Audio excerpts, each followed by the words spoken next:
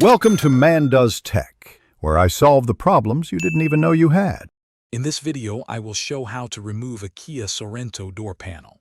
First, let's prepare by gathering a Phillips head screwdriver and a plastic trim removal tool. Open your door fully and lower the window all the way down. Next, gently pry out the small rectangular trim piece located behind the door opener handle. Also, remove any rubber screw covers from the armrest well and door pull handle.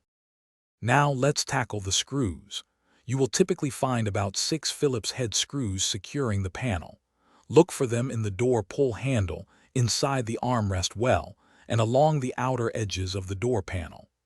After removing the screws, gently pry off the triangular sail panel located at the top inner corner, near your side mirror. If there's a tweeter speaker, carefully disconnect its electrical plug.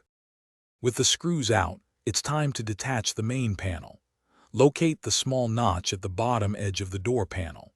Insert your plastic pry tool here and gently pry outwards to release the friction fasteners. Work your way around the bottom and sides, releasing all 8 to 10 plastic clips. Once all clips are free, lift the entire door panel straight up and off the metal door frame. Almost there. With the panel lifted, you'll see the remaining connections. Disconnect the electrical plugs for the window switch panel by pressing their release tabs. Next, unclip the door handle cable unit from its plastic bracket on the back of the panel. Once all connections are free, carefully remove the door panel and place it somewhere safe. Reassembly is simply the reverse process, ensuring all clips and screws align perfectly. Thanks for watching. If you found this helpful, don't forget to like and subscribe.